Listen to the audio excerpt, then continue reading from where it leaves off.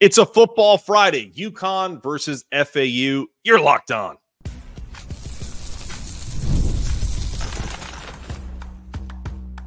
You are Locked On UConn, your daily podcast on the UConn Huskies, part of the Locked On Podcast Network, your team every day.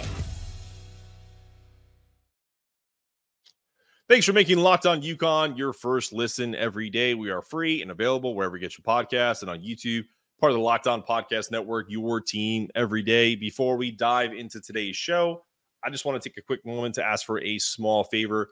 If you're enjoying the content here, please take a second to subscribe to the show. Follow the audio versions wherever you listen to the podcast. It really helps the show grow. I can't tell you how much I appreciate your support. It means the world to me. It keeps us going every day, and everyone at Locked On Podcast Network really appreciates that. Also, every follow, every subscription on YouTube or audio download of the podcast, wherever it is, Spotify, Apple, iHeartRadio, it helps create more revenue for UConn NIL. Locked On UConn is giving a 10% donation to Bleeding Blue for Good.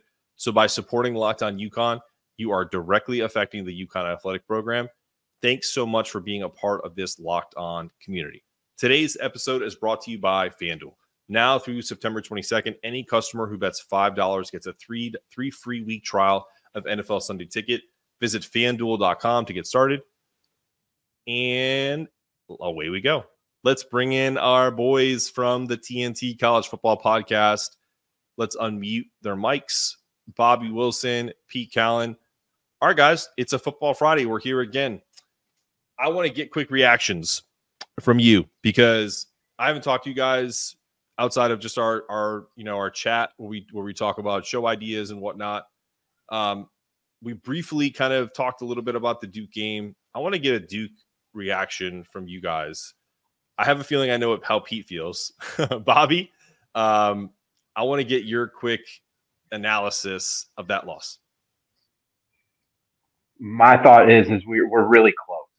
And it comes down to us executing in key situations. We did so in a number of situations, but at the same time, we fell short in more times than not. That's why we lose the game.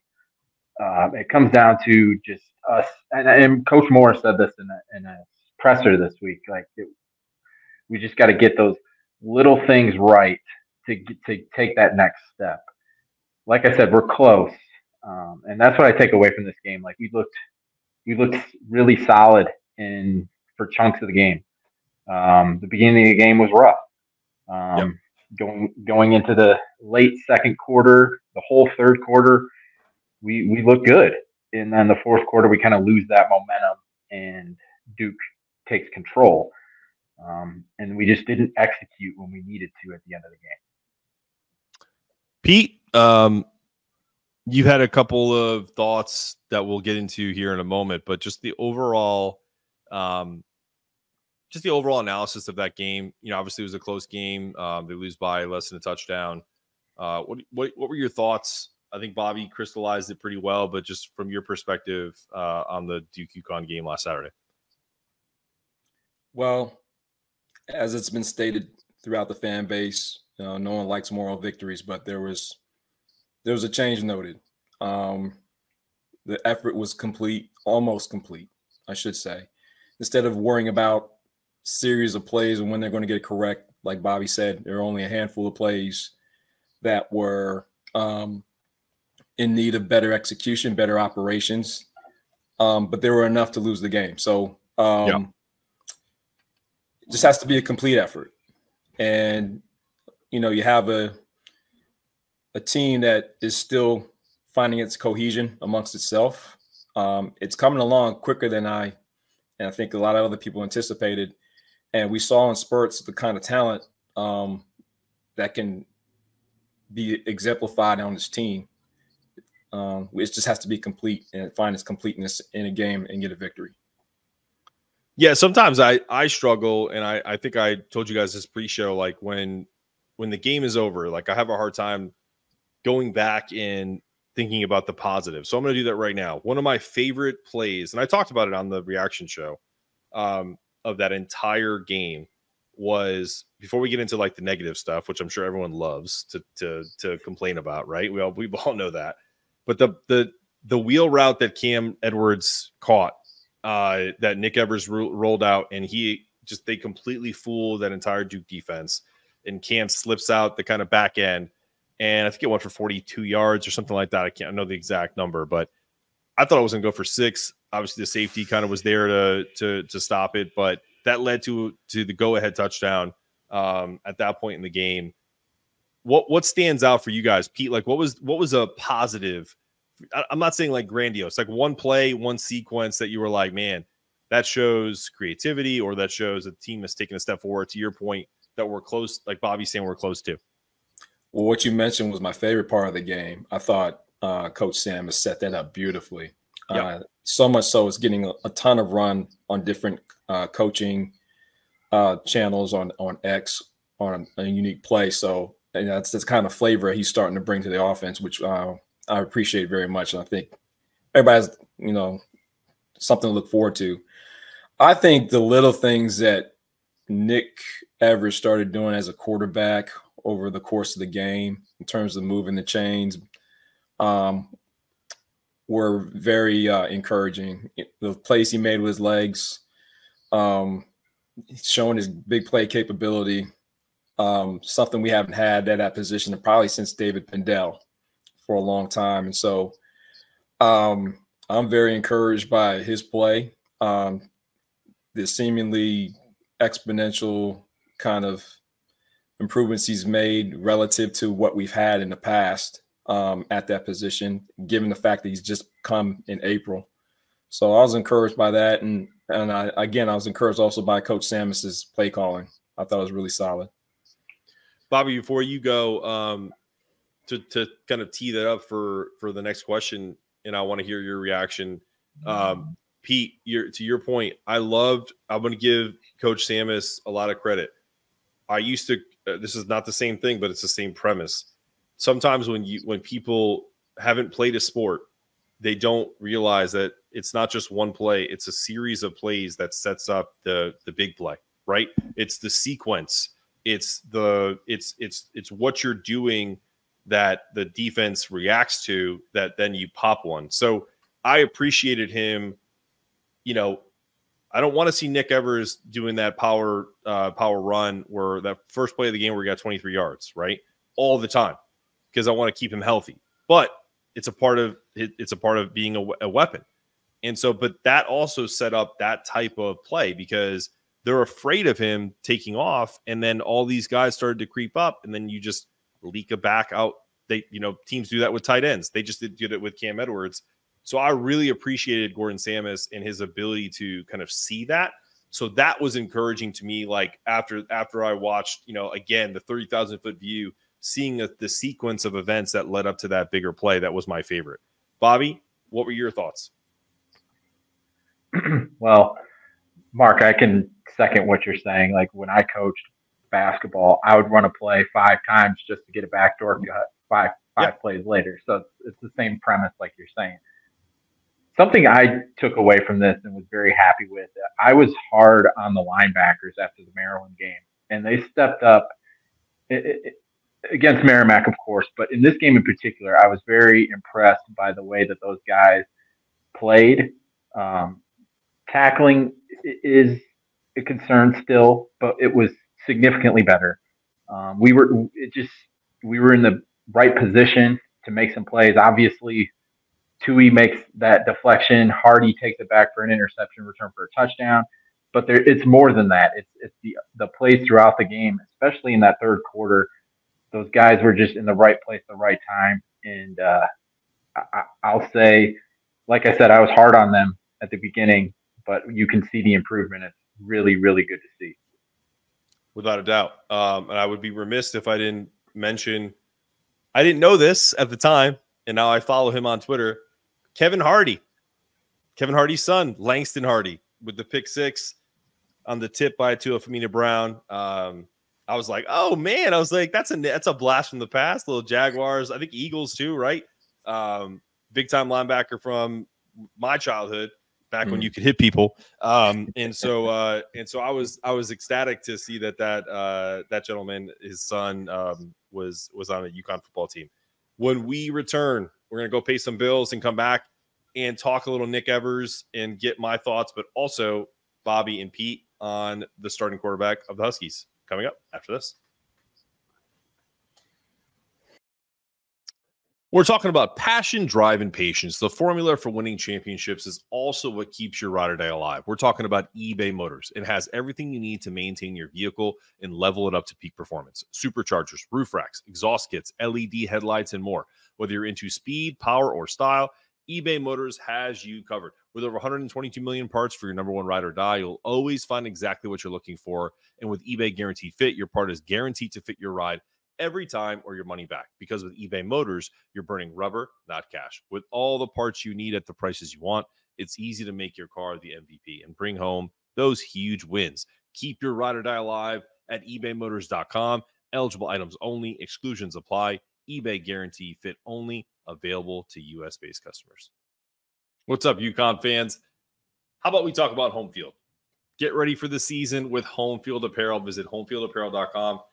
How about this sweatshirt I got in my football box? It is fantastic. It's comfortable. It's sweet. My UConn football shirt that I'm wearing in the middle of the show, you'll see that. It's just a phenomenal brand, vintage style. All of their T-shirts have a story to tell, so that you could probably pinpoint the time that these logos actually were prevalent. As you can see behind me, the Husky has changed. I personally like the old school logo myself with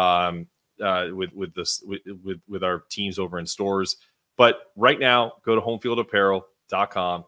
Use the promo code UConn24 for 15% off your order. And really appreciate you guys. Look, I am such a fan of Home Field. If they weren't an ad for us or a promo on our show, I'd be buying it. I buy probably 1 or 2 items a month, regardless of whether I use a promo code or not. But why would you not? Get 15% off that order and get yourself some Home Field gear.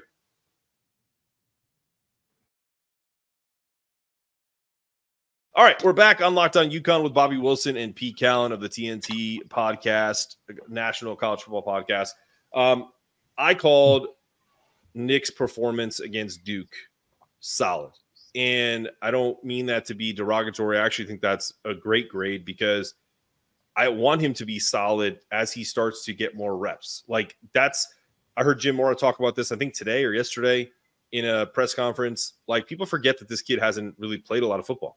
Not like actual games. He's played football. He's been playing football his whole life, but not too many live action games. So this is only the second game where he's completed without getting hurt. And he is, he was solid. He had great moments. He had mediocre moments. He had a couple picks, touchdown. He almost had a rushing touchdown that was taken away because his knee was down. I thought he played exactly the way they want him to play, but there's more there. What are your guys' thoughts? Bobby, you go first. I agree with you, Mark. I mean, obviously there's more there, but he was very, very solid. I mean, that's the perfect way to put it. He made some really good throws. He missed on some. I mean, like you said, and like Coach Morris said, this is only his 8 quarters that he's played, give or take. I mean, he hasn't played a ton. So, I mean, we gotta take it with a grain of salt and know that it's going to take him a little bit of time to get to where he's going to be. The rushing attack that he brings to the table is a game changer for us. Obviously, with the backs that we have, like Cam Edwards is doing great. He's fantastic. Cam and Nick are able to play off of each other in that regard, and it really helps our team. And we have, obviously, we've talked about this before. We have talent at the wide receiver position, and it really seems like he's still starting to build a good rapport with some of those guys. Obviously, he's played with Skylar Bell before at Wisconsin, but some of these other guys too, you can really see that there's some connections being built, and I think that's going to be really good moving forward. Pete, before I get to you, what I'd love to see more is, and maybe they're adding this again, we talked about sequence of events and a sequence of plays with Gordon Samus offense last segment. How I want to see Nick pull that from Cam's belly. Like I want that a part of this offense where he makes them, you know, he makes the offense, you know, really kind of stay honest and try to, you know, create some more holes for Cam because he's been a beast as well.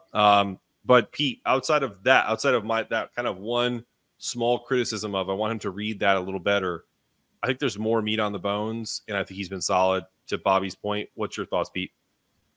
It's funny you mentioned the read option because I was going to mention that the one dimension that he brings to the offense that we haven't had for a very long time, especially with us, given that we are a running team, having a running quarterback in that play just opens up running lanes for the backs because it just makes that defensive end that much more hesitant, or that edge player that much more hesitant to close down and possibly close down and close the hole. The types of backs that we have, the way that they hit holes, you know, if we can make him a threat in that game, it will just open up so many things for the running backs to get yards and get explosive plays possibly in the running game.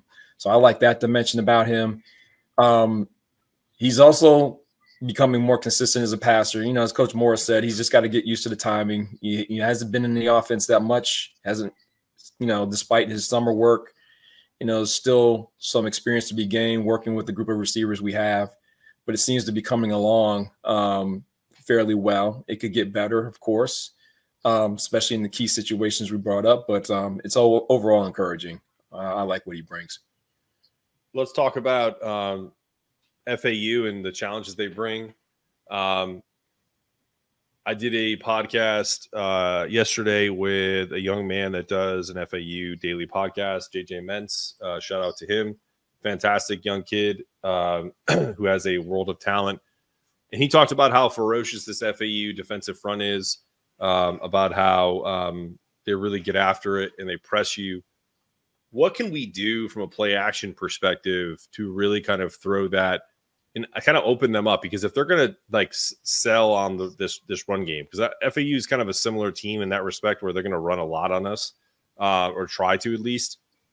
Do you anticipate some early shots, Bobby, that they're going to potentially try to soften this defense up to kind of maybe make them make some adjustments? And what are some other challenges that FAU brings? Well, one thing I noticed while watching them, especially against Army, is they do get a little bit undisciplined. Against Army's rushing attack, now granted, it's different than what anybody else does, but at the same time, they get out of their lanes. Sometimes they're very aggressive. So it's a way for us to, like you're saying, Mark, potentially look to take some shots. I mean, we've hit Skylar Bell multiple times this year. He's leading the nation in receiving for transfer wide receivers in the nation. He could have a big game here potentially. Some of our other guys too. TJ Sheffield, Josiah Gathing, Ezra Anderson. We can utilize all these guys in the passing attack because I firmly believe they're going to sell out against the run against us, and I think that we can then get them in those situations where we can take advantage of that. Okay. Pete, your thoughts? Well, I recall the last time we played a similar style defense, we scored 63 points on them. Now, granted, it was a little lower tier players, but it's the same style. So I like our matchup. Yeah. In our play calling matchup against a defense like that, because we kind of have some experience against that and some massive success. So, you know, they can't just roll up and think that they're just going to match up with us and run around with us man for man, because, you know, Coach Samus has clearly shown he can beat that and beat it to a pulp if he's set up the right way. And, you know, we have now a quarterback that has an extra dimension of being able to break runs, you know, if he somehow clears pass rush and breaks the pocket. So they probably have to play more discipline than they have in order to kind of shut us down. But it's a challenge I think we're more than capable of answering.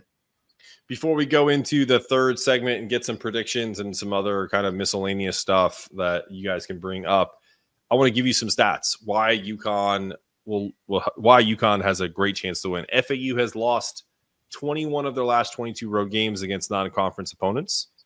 The home team has won 7 of UConn's last 8 games. UConn has covered the spread in 5 of the last 6 games as a favorite. They're a +2.5 right now. I don't know if it's moved. And FAU has failed to cover the spread in 8 of the last 10 September games as an underdog against a non-AP ranked opponent. So some things to think about if you're thinking about betting a couple shekels on the game, but also, you know, FAU lost 21 of 22 on the road. That's kind of a tough, that's also, I know I sometimes I hate those stats, but like at the same time, sometimes those stats are like anchors around teams. I think Pete would probably attest to that. Like, I don't know if you've ever been through that kind of a stretch, but clearly, you know, if there's history with a club, it can kind of add on to, you know, you have nothing to do with that streak, but it's there, you know, like that can kind of weigh on a program. Do you believe in any of that stuff? Like, before we go to the next topic, I'm curious, as a former player, that stuff. I mean, as a former player, you take each game one game at a time. I know it sounds cliche. But take yourself out of like, what I'm saying, Pete, is like, take yourself out of like when you used to play. Because of course, like if I was playing a game, like I'm not worried about like what happened 5 years ago, but I'm talking about like the overall program. It's kind of like, you know, I don't know if you guys are baseball fans, but as a Yankee fan, when we were younger, they used to joke around like the ghost would show up at some point because, you know, like that, you know, Yankee Stadium magic, you know, and it would always screw over the Red Sox. That's gone now, right? But back in the day, that was that honestly would happen.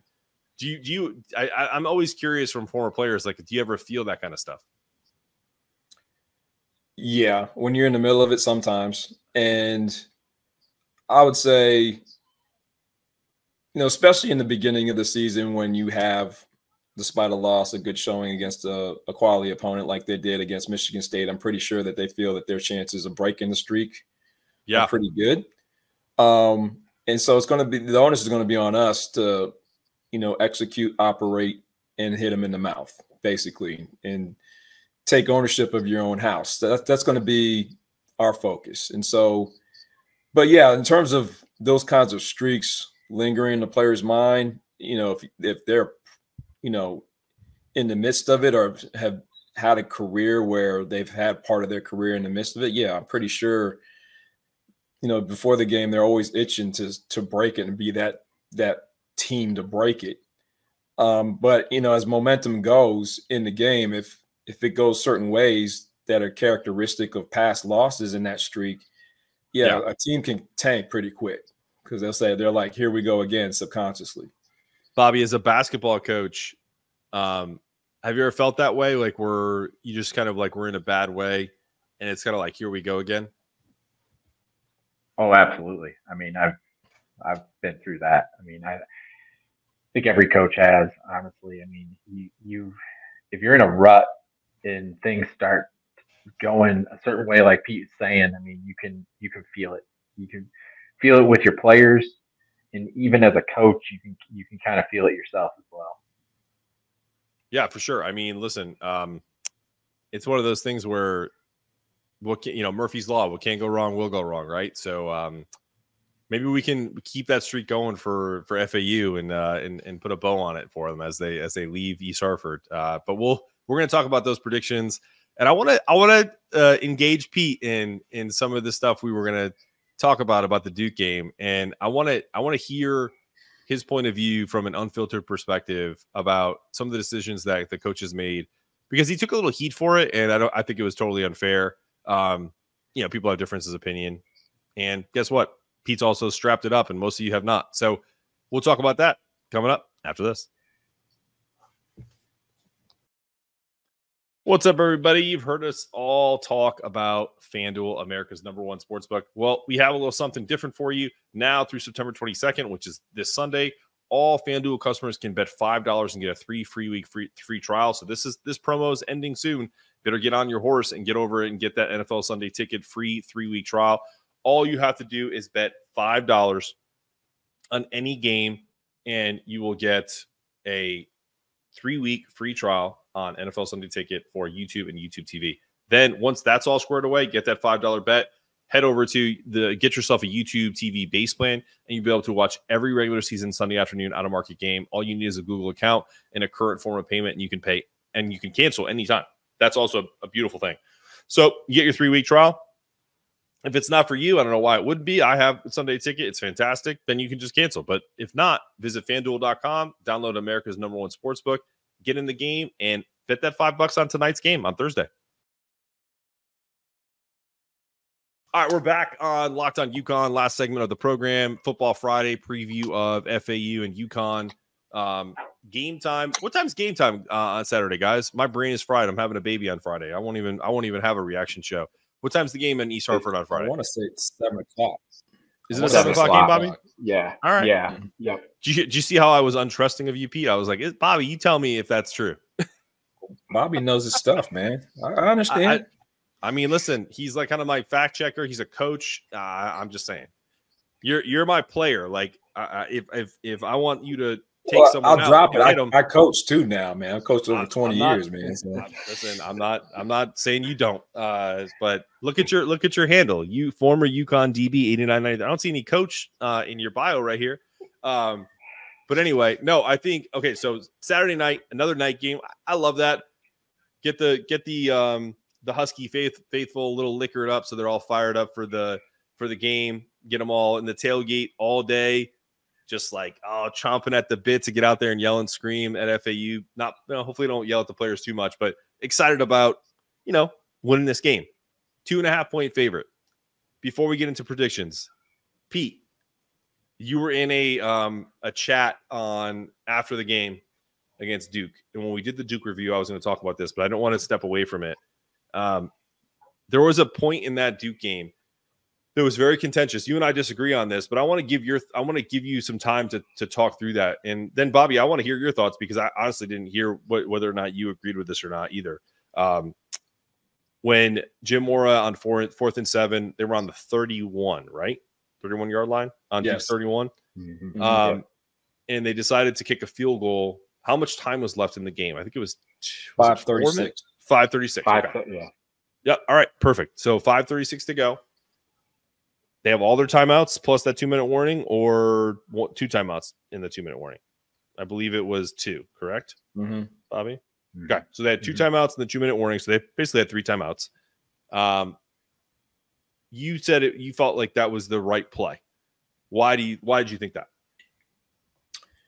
I thought it was the right play because in the flow of the game before that situation, UConn was inconsistent in converting 7+ yard situations on 3rd down. Now, granted, people brought up the fact that they had converted a couple plays before on the same drive. But the quality of conversion to me was what I call a quote barely. Like, it was a good pass. It was in a tight window. Yeah. Duke had the right coverage. Our guys just made the play. It's a new situation for us. I think in terms of the momentum and rhythm of the game, I wouldn't trust to make that play again, given the history of what occurred throughout the entire course of the game. So I felt, with 5:36 to play, you had a kicker with a strong leg. Been in Division I search situations before, and he converts it. It's a makeable field goal, 47 yards. It brings you within 2. Now the pressure and the onus is on Duke's offense to keep churning first downs, run out the clock. More of their options in terms of play calling are taken away. In terms of keeping it simple, would have given momentum to your defense to lock down and attack and possibly make plays to get the ball back for your offense to score and win the game. Okay. Bobby, before I go to you, I disagree.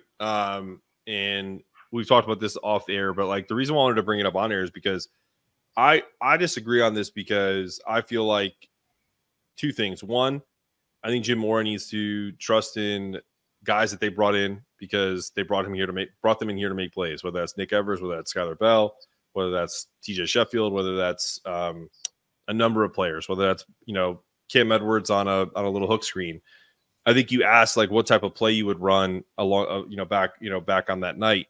Mm-hmm. And I really would have tried to kind of hide Skylar in the flat and try to kind of make a little rub route and have him try to make a play. So it's not the tough window that they just converted on a 3rd and 13 that they got 18 yards off of. And you're right. That was like threading a needle in that. So I agree with your point. They probably looked at that and was like, whew, we got lucky there. But it goes back to the conversation last week, which is how do we make Nick Evers' job easier, right? How do we make his job easier by giving him opportunities? And sometimes I don't think they realize what they have in Skylar Bell and some other players, and having some of these routes that are like choice routes. I think that's something they could have done there. Yes, continue. To be fair, I think Coach Samus did a good job in putting playmakers in position to play and make plays. However, earlier in the game, there were drop balls. Oh, yeah, totally. So, again, this goes back to, what kind of rhythm do you feel your team has in order to make those kinds of plays? And that dictates your decisions of whether you go for points or whether you go for it. And, in terms of trust, well, they got to show that they can be trusted to make plays. If that's totally fair. In position to make plays early in the game, and they don't. So and Pete, I think that's totally fair. I think most people get caught up in the analytics of it, where it's like you should go for it no matter what about X, Y, and Z. But there is a feel to it, and I'm going to go to Bobby on this because obviously I know Pete, you coach, but as a coach, Bobby, I get that whole aspect of it. Like when you take feelings out of this, it's probably an easy decision, but we're all human beings. That's impossible, right? Like your team is, UConn was driving, but it was a choppy drive. Like to Pete's point, it wasn't like, 7 yards, boom, 9 yards, boom. Like we're at the 31. It was a couple yards, and then there was like a miss, and then they moved back 3 yards. Then they hit that play for 3rd and 13. They had that run by Nick that we all thought he was going to run it in for 6, and he stepped out of bounds. So like, it really wasn't a clean drive. It was kind of like all over the place. So you think that factored in, Bobby? Do you agree with Pete on that? I do agree with Pete. My personal stance on this, looking back at my coaching days, is like I coached on the feeling I had and how my players were reacting in certain situations. My thought process through this is, if we kick it and make it, the pressure then falls on Duke's offense to now go make plays to get multiple first downs to run off the clock. I'm a defensive guy. I lean on our defense to make the plays, because they had been doing that in the second half and late in the second quarter. Throughout the game, honestly. I mean, the defense did a very good job. So my personal opinion is, for me, is let's kick it. We make the kick. The pressure's on Duke now to go make plays, and there's a lot of time on the clock that they have to make these plays. And I trust our defense to get the stop, and we get the ball back. I agree. And before we get to the predictions, the only counter to that for me is if you go the opposite way and you don't get it, I don't think it's quite the gut punch as if missing when you miss the field goal, because it's like you took the chance. I get it. These guys got to earn their chance by catching these balls and kind of giving the confidence to the coaches that they want to go for it on 4th and 6, 4th and 7. But to me, if you go for it there, you're giving that jolt to the offense. It's like, no, we're going to win this. Right now, we're not going to do anything about. We're not going to wait on the defense, which has played valiantly for the last 14, 15 minutes. Just gave up touchdowns and is probably a little tired. So like that's part of it too. So like I those are the factors I would have brought into it. You give your team confidence, your defense is probably gassed. But I see it both ways. And like we said before the show, if we all agreed on everything, it would be a pretty boring show. And a boring life. True. In general. I mean, come on, man. We can agree to disagree. All right, Pete, what's your prediction? Right now, if we go back, we're all over the place. I said they were going to beat Duke. I was close, but they lost. I said they were going to cover against Maryland. That didn't happen. I said they beat Merrimack, obviously, but not 63-17. So I'm basically 0-3. Like, that's the way I look at this. So I don't know what the hell to think about this. Guide me. What's your prediction for this game? I think the players put their past experiences together, play a complete game, make FAU one-dimensional, shut them down and win 31-14. Okay. All right, let's go, Bobby. What you got? That's a pretty big score right there. I like it. I like it. I'm going to say 28-17. I think we take care of business the way that we're supposed to. Like Pete said, we lean on the things that have happened throughout the season. I think we take control running the football in this game with Cam Edwards and Nick Evers. The number one thing that I'm looking at when it comes to FAU is they run the ball a ton. Mm-hmm. Their quarterback, Cam Fancher. I think the thing that Husky fans and our defense, they're going to know this, but he waits to the last possible millisecond to slide. And I know Pete hates that as a former player. But our guys have to be ready for that because he got Michigan State's leading tackler out of the game by doing something like that. And fans should remember him from Marshall a couple years ago in the Myrtle Beach Bowl. He threw for a couple touchdowns, less than 100 yards in that game. He's pretty good. Oh, do we lose Bobby? But he's not a. There you go. He can spin it a bit, but he's not a great. Did I? Right. You just froze for a second, Bobby. So you were getting ready to talk about Fancher. So go ahead. Just go ahead from there. Okay. Gotcha. I mean, he can throw it a little bit, but he's definitely run first type of guy, and that's what their offense is based off of. I think they ran for 250 some odd yards in their last game against FIU. So obviously our staff's going to know that. They're going to be ready for that. And I like our chances. I really, really do. I agree with you both. I'm not going to be the killjoy here. I think it's going to be 34-13. I think they're going to have a dominant performance. What I want to see and what I think I'm going to see is Cam Edwards is going to have a monster game. But I also think, and I don't think Nick is going to throw for like 300 yards, but I think Nick's going to have some really great opportunities to get the ball downfield on these kind of RPO play action opportunities to kind of catch this team, not necessarily napping because I think their secondary is pretty decent, but it's the press coverage. It's the same kind of, like Pete was saying, that kind of like in your face man coverage that Merrimack played, albeit at a higher level. I think Nick Evers is going to take advantage of that. I think he's going to shut a lot of people up because the one thing that I hated about that live show that I did on Saturday was people commenting, Nick can't throw. Okay, guys, I think you're full of you-know-what, but, I mean, like, let's be real. Like, he is an absolute good throw of the football. Like, the throw on 3rd and 13 that we were just talking about, that's not a good throw. That's a laser, 25 yards on a rope. The dude can throw the ball down the field. He's feeling his way out. And I didn't want him to start against Duke. I think I was half right. I think Fiano would have started off better. But I think Nick actually started to prove us wrong down the stretch. Do you guys agree with that? I think Nick kept us in the game. Yeah, that's what I'm saying. Like, but I think at the beginning, I thought I was not necessarily proven right, but I was just kind of like, man, again, 17-0. We're not playing that well. But then when the defense struck, and then all of a sudden it was like a switch turned on, and that offense started to click a little more, I felt like he proved us wrong, kind of in that second half. That's my thought. Yeah, I think he kept us in the game. I think he made some key big plays that changed momentum, and especially in that third quarter. Absolutely. He showed flashes of why he's considered that guy.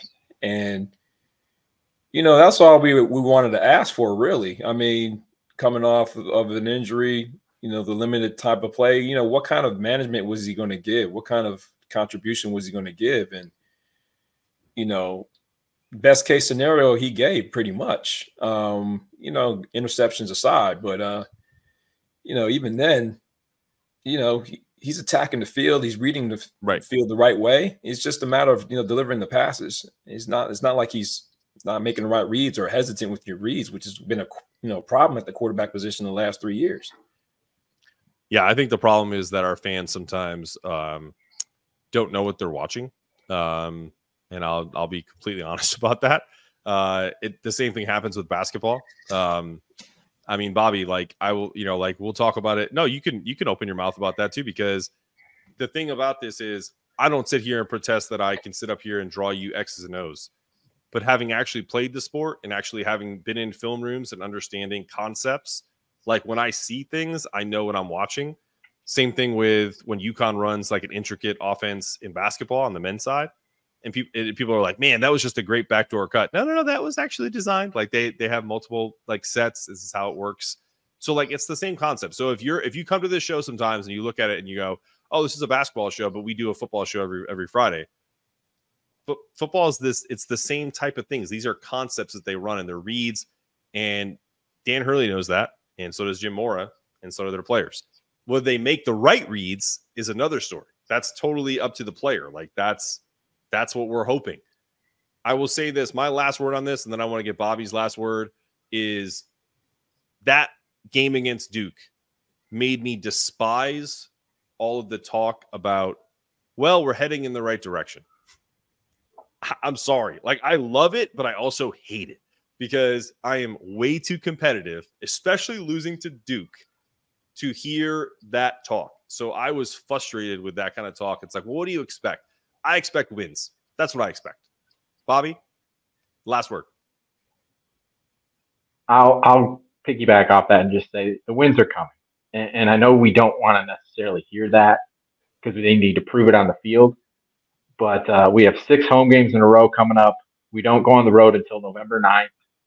Husky fans need to get in the rent, cheer our guys on to victory. And our guys are going to prove a lot of people wrong.